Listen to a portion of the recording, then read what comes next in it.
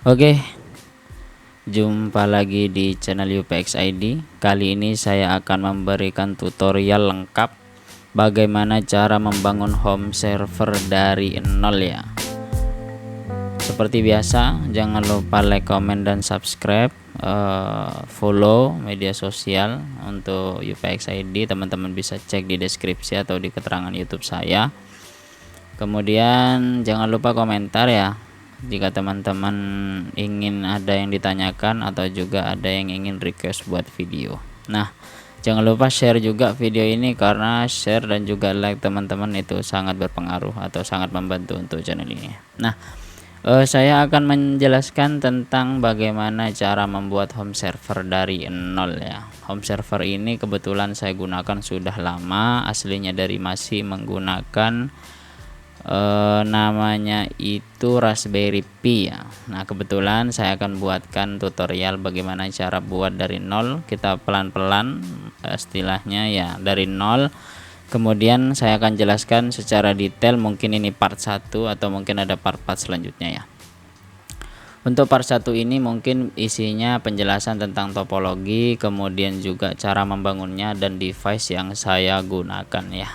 Ini sedikit di sini di home server saya sudah terinstall banyak sekali service. Ini line yang saya sudah uninstall, kemudian yang saya nonaktifkan, yang saya jarang pakai ya, biar tidak memakan resource atau tidak memakan daya atau power dari listrik saya, atau tidak memakan listrik ya. Kemudian juga agar menghemat backup untuk UPS Mars Riva saya. Nah, kebetulan saya sudah kemarin beberapa video sebelumnya sudah saya buatkan bagaimana cara install Excalidraw, file browser, kemudian image, kemudian Firefox dan lain-lainnya. Kita bahas dari satu-satu dulu, kemudian Excalidraw. Nah, di sini sudah saya sedikit drawkan atau sedikit saya buatkan penjelasan tentang topologi yang saya gunakan di rumah ya, atau di home server UPX ID. Nah, dari topologi pertama yaitu di sini ada sumber internet atau dari internet ISP saya, kemudian masuk ke modem bawaan dari ISP, yaitu ISP saya RT RWNet yang 100.000 per bulan dengan kecepatan di angka 8 M kemudian /8 M ya, perkiraan itu rata-rata ya. Nah, seperti ini. Karena kenapa saya bilang rata-rata, jadi terkadang internetnya seperti sekarang itu down ya, maksudnya down ya. Di mikrotik saya ini teman-teman bisa lihat, nah sekarang itu internetnya masih down ya ini. Makanya kan kelemahan di desa seperti saya yaitu seperti ini. Kemudian masuk ke mikrotik saya. Di sini saya menggunakan mikrotik hub AC3. Teman-teman bisa tonton untuk videonya, sudah saya rilis kekurangan dan kelebihan dari mikrotik hub AC3 yang antenanya itu 2 ya, atau hub AC3. Mikrotik ini memiliki spesifikasi dual band yaitu 2,4 dan juga 5 GHz, 5 GHz WiFi, kemudian 5 port untuk LAN yang sudah semuanya gigabit ya, atau antar portnya itu sudah gigabit. Jadi untuk kebutuhan di rumah saya sudah sangat mencukupi, meskipun ada beberapa limitasi yang mungkin kedepannya akan saya upgrade. Contoh, saya tambah hub karena untuk di sini masih belum ada hub ya. Kemudian di atas ada router backup atau backup router. Ini namanya MiFi ya, kalau saya bilang modem sekaligus WiFi namun yang colok listrik, dengan merek Huawei B315S607 yang mod. Videonya sudah lama saya rilis, mungkin kedepannya saya akan bahas beberapa contoh kayak McVLAN, kemudian gimana cara integrasi, atau mungkin kedepannya saya akan sediakan STB atau install OpenWRT via Docker sebagai backup menggunakan modem ini ya. Ya, itu untuk featuring video. Kemudian di sini ada dua untuk users via wifi, yaitu klien ilegal. Maksudnya ilegal ini contoh yang tetangga-tetangga yang tahu password wifi saya atau yang ngampung dari dulu password wifi saya itu tidak pernah saya rubah. Ya, setidaknya kenapa saya kasih ilegal, karena di sini saya limitasi dari Mikrotik ini. Kemudian untuk home users ini penggunaan di rumah saya ya, atau ya contoh HP saya, kemudian orang tua, kemudian juga 2 HP dan laptop, kemudian server dan juga akses point yang ke Mbah, kemudian di sini mini PC saya. Nah, untuk mini PC ada 2 saya pakai, yaitu mini PC dari Lenovo M910Q yang saya gunakan untuk record ini, kemudian untuk editing dan lain-lain di channel ini. Dan juga ada server Dellwise N303D. Nah, sudah saya bahas videonya. Untuk Dellwise ini saya gunakan untuk server service yang ada di rumah saya, dan juga saya akses publik menggunakan Cloudflare Tunnel. Nah, ini dia tampilannya, mungkin teman-teman yang baru nonton channel ini.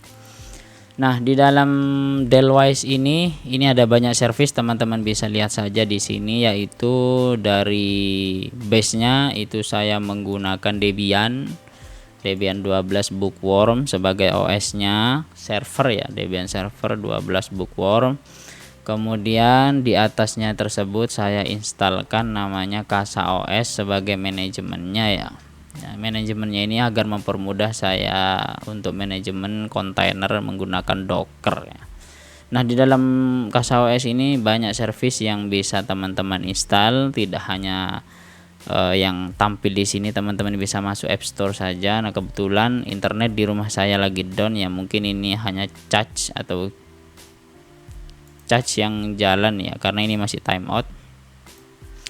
Jadi di dalam Casa OS teman-teman bisa banyak instalkan contoh seperti Memos, N8, AdGuard, kemudian Authentic untuk autentikasi, AppSmith, browser kayak Brave, Chrome, dan juga Cloudflare untuk akses biar bisa dari luar, Portainer, DocEdge. Mungkin DocEdge kedepannya akan saya buatkan videonya juga. Excalidraw yang saya pakai ini, kemudian juga ada file browser, kemudian ada Gladys, ada Glance untuk monitoring, image dan lain-lainnya. Untuk server ini saya gunakan juga untuk Samba ya. Samba di sini yaitu ada di files, teman-teman bisa lihat di sini ada data, ada home, saya share.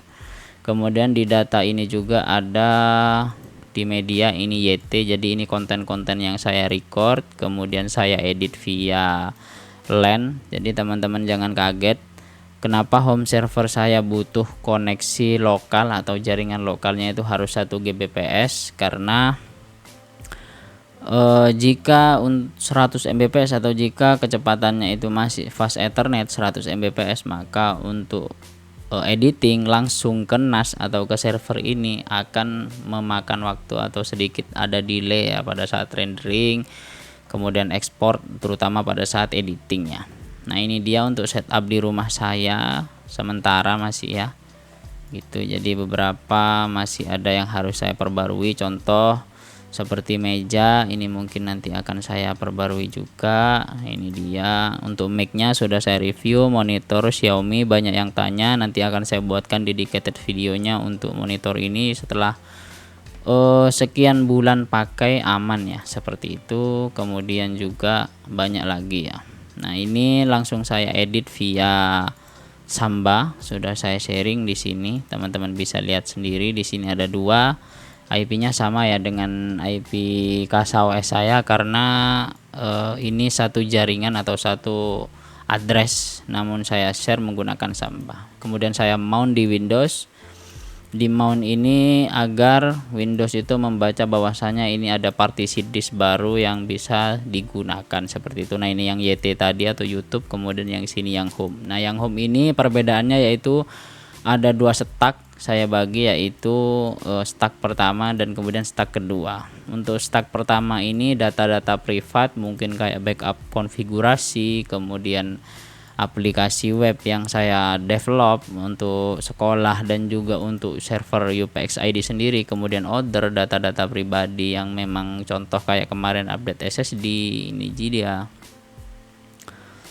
Semuanya ada di sini ya. Ini untuk update SSD, short video, kemudian gambar, ijazah dan lain-lain. Nah, ada juga untuk stack kedua, ini repo yang public ya. Teman-teman bisa akses ini via internet dengan URL repo. Nah, ini upx.my.id, karena kebetulan sekarang internet saya down jadi tidak bisa diakses. Dan juga via lokal saya menggunakan IP 192.168.88.2. Di CasaOS ini menggunakan namanya Larsjung ya. Larsjung ini, dari Larsjung ini ada pakai H5AI. Jadi untuk HTTP web index. Nah, isinya nanti tampilannya akan seperti ini jika teman-teman akses via repo.upx.my.id.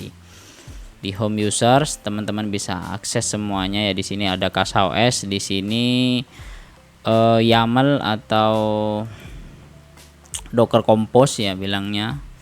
Konfigurasi Docker Compose yang ada di channel ini teman-teman bisa cek saja di CasaOS ini. Kemudian jika teman-teman butuh file, contoh kayak di file browser saya, ini ada media, kemudian ada galeri, kemudian ada download. Ada download. Ini kemarin Filmora yang saya pakai, ada dokumen dan lain-lain. Teman-teman bisa cek. Kemudian jika butuh gambar, di sini ada beberapa gambar. Sesuaikan dengan konfigurasi ini. Contoh kayak untuk yang saya edit dari dari Filmora lokal saya lewat NAS ya, seperti itu. Kemudian di sini juga ada kumpulan hotspot login. Jika teman-teman penggiat mikrotik butuh hotspot login, teman-teman bisa download ya dari rumah, seperti itu. Kemudian juga di sini ada kurikulum. Ini jika teman-teman di sekolah butuh materi dan lain-lain, di sini saya share juga. Ada untuk perangkat ajar SMK juga ada master. Teman-teman jika butuh master yang pernah saya gunakan, contoh kayak WinRAR, kemudian throttle stop ya, ngecek bahwa apakah CPU mini PC saya ini ada throttle atau tidak ya. Dan juga di sini ada beberapa master aplikasi yang mungkin teman-teman butuhkan kayak resetter, printer. Kemudian ada materi ajar, beberapa contoh untuk Linux. Nah, teman-teman bisa baca langsung di sini.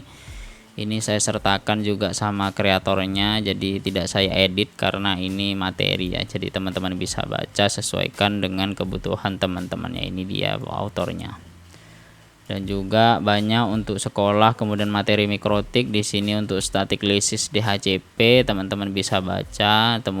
Kebetulan bahasa Inggris ya, ada beberapa yang bahasa luar asing, jadi jangan kaget karena memang materi yang saya baca seperti ini. Kemudian juga di sini ada movies, jika teman-teman ingin nonton, cuma beberapa ya. Jadi belum saya upload semua karena hemat space. Musik dan lain-lain di sini ada. Kemudian ada project, di sini aplikasi web. Untuk aplikasi penjadwalan, jika teman-teman butuh silahkan download di repo saya.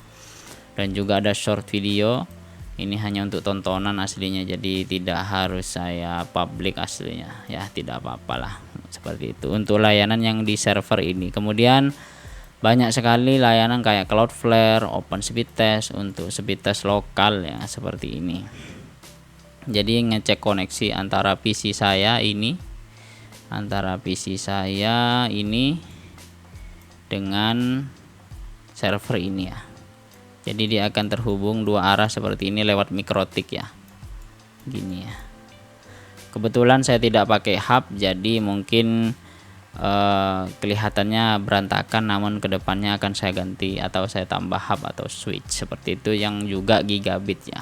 Kenapa butuh gigabit ya? Saya bilang sebelumnya bahwasanya untuk keperluan editing langsung via NAS ini. Nah, untuk server yang saya gunakan di sini ada dua storage. Yang pertama itu main storage atau storage utama, dan yang kedua itu storage cadangan atau backup. Nah, backup di sini saya gunakan untuk repo yang saya share, semuanya sudah SSD. Yang ini SSD M.2 SATA dan yang ini SSD SATA via USB. Nah, kenapa ada dua juga di sini untuk share storage-nya? Yang ini langsung dari CasaOS-nya, nah sini USB. Perbedaannya yaitu pada saat copy dan paste atau cut file ya. Contoh kenapa 1 Gbps, karena potensinya sangat-sangat besar ya. Saya ambil contoh saja di Filmora Export. saya ambil file yang cukup besar, yaitu mana ada ya. Nah, ini dia 7 GB, kebesaran mungkin kelamaannya. Nah, ini dia 1 GB uji mini PC. Jika saya paste di home, Nah, jika saya paste, maka kecepatannya itu di kisaran 200 Mbps ya teman-teman, bisa cek saja di task manager. Ini di angka 200-an Mbps untuk copy file ukuran 1 GB jika menggunakan USB, itu pun sudah USB 3.0 ya. Jadi kenapa koneksi lokal sangat berpengaruh, ini di 211 Mbps ya, atau di 22 atau 23, sekian MB megabyte per second, bukan megabit ya.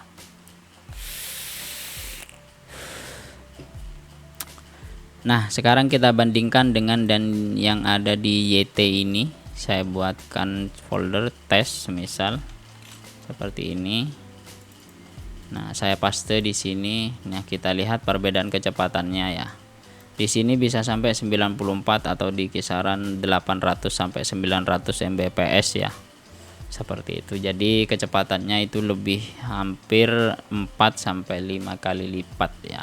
Jadi kenapa saya butuh koneksi gigabit untuk edit langsung dan juga beberapa testing project seperti itu. Kemudian saya jelaskan lagi masuk di Excalidraw-nya tadi. Di sini Nah, di sini ada access point TP-Link CPE 220 dan juga TLWA 7210N, dan juga di bawahnya ini ada Mikrotik RB951 UI 2ND ya, bukan HND yang high power tapi yang mirip seri hub seperti itu. Seperti ini. Nah, di sini ada dua lokasi. Yang pertama di home server rumah timur, yang ini rumah mbah saya. Di rumah mbah saya ini ada klien ilegal juga sama seperti ini, namun untuk dua ini ada isolasi IP address. Kenapa saya pisah? Jadi untuk yang di sini itu IP-nya 81.10 ya, /24. Nah, sedangkan yang sini, nah yang ini saya pakai default 88.0/24 atau .1 boleh seperti ini. Ini 192 depannya ya, saya pakai kelas C kalau di jaringan seperti itu. Kenapa seperti itu? Karena kemarin ada kendala di CPE saya. Kendalanya itu yakni jika langsung saya colok ke Mikrotik menggunakan bridge, maka IP address dari router Mikrotik saya ini itu tidak bisa tidak bisa mendapat IP DHCP server atau tidak dapat IP address dari bridge tersebut. Nah, tapi jika saya dedicatedkan satu address atau satu interface, maka pada saat saya tambah di IP address di Mikrotik ini itu akan dapat ya di sini. Nah, ini dia 81 ini dapat, tapi jika saya masukkan di bridge seperti ini untuk port 4, maka tidak akan dapat IP address. Mungkin jika teman-teman punya solusi atau hanya router saya yang bermasalah, silahkan komentar di bawah. Nah, saya berencana nambah hub atau switch ya untuk meminimalisir IP address biar semua subnet di bawah klien atau di bawah home server saya itu sama seperti itu. Kemudian di sini Mikrotik ini saya bridge, IP addressnya saya dapat dari Mikrotik utama ya. Jadi jika koneksi ini loss, maka di rumah mbah saya itu tidak bisa online ya, seperti itu. Jadi jangan khawatir kenapa saya bikin seperti itu, tidak saya bikin subnet atau IP address masing-masing, karena saya ingin mengisolasi konfigurasi dan juga sentralisasi konfigurasi utama. Untuk setting dasarnya teman-teman bisa tonton di video-video saya sebelumnya, atau mungkin kedepannya saya juga jelaskan beberapa konfigurasi yang telah saya terapkan di home server saya. Nah, saya akan lebih detail di bagian rumah dulu, nanti di bagian mbah klien saya ini atau di rumah mbah saya belakangan ya, karena konfigurasi dan settingnya itu tidak terlalu banyak ya, seperti itu. Kemudian untuk titik fokusnya nanti ada di Dell atau di server yang saya gunakan sebagai editing, kemudian sebagai home server sharing, Samba, kemudian file sharing menggunakan HTTP index seperti ini, kemudian layanan kayak Portainer, kemudian ini PHP brand ya, dan juga ada Meetup, kemarin itu ada Micmon, ada Micbotam. Kemudian sekarang saya instalkan PHP HTTPD ini untuk ya teman-teman jika butuh semisal buat home server via web. Kalau dulu saya install pakai LAM ya, Linux, Apache, MySQL dan PHP MyAdmin ya. Kalau sekarang pakai Docker saya coba, namun kelemahannya nanti akan saya jelaskan di video selanjutnya seperti itu. Mungkin untuk video kali ini cukup singkat untuk pengenalannya, mungkin ini part 1. Nanti part 2 nya akan saya lebih detailkan di satu-satu contoh kenapa ada klien ilegal. Kemudian konfigurasi untuk wireless dual band di Mikrotik ini sudah saya share juga. Dan juga untuk setting CPE ini agar optimal ya. Pada saat speed test dari klien di rumah mbah saya itu dapat berapa, kemudian di home server itu dapat berapa. Untuk lokal teman-teman bisa lihat di sini sudah di angka 765 Mbps download. Kemudian di 927,8 itu untuk upload ya. Jadi untuk editing via langsung ke server saya, ke server KasaOS itu sudah sangat-sangat mumpuni. Saya langsung edit ya, kayak contoh di video sebelumnya ini saya buka Wondershare Filmora saya. Mungkin agak lama ya karena biasa inisiasi awal SSD saya masih 128 GB, jadi teman-teman jangan kaget ya. Nah, seperti ini contoh saya buka project yang telah saya edit sebelumnya.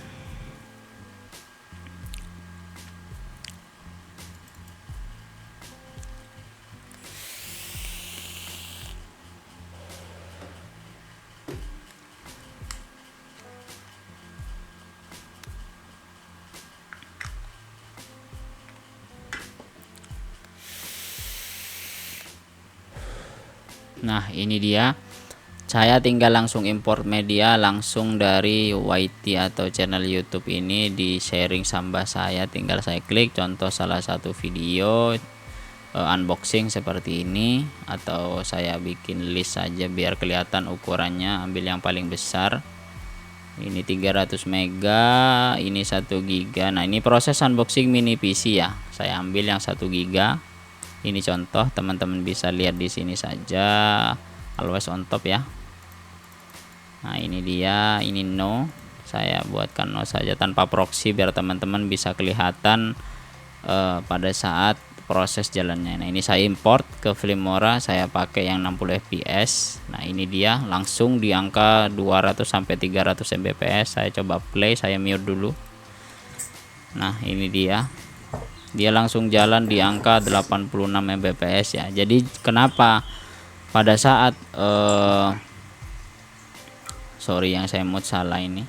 Nah, jadi kenapa saya butuh koneksi untuk lokal itu sampai 1 Gbps, karena pada saat proses editing langsung seperti ini kecepatan atau koneksi itu langsung spike di ratusan bahkan lebih dari 200 Mbps pada saat pertama kali import. Seperti itu ya. Mungkin seperti itu saja teman-teman, jangan lupa like, comment, dan subscribe ya. Kemudian jika ada yang tanyakan tentang topologi yang saya buat sekarang ini, teman-teman bisa komentar di bawah dan jangan lupa share juga ya. Mungkin jika butuh untuk topologinya teman-teman bisa tanyakan. Terima kasih, sampai jumpa di video selanjutnya. Bye bye.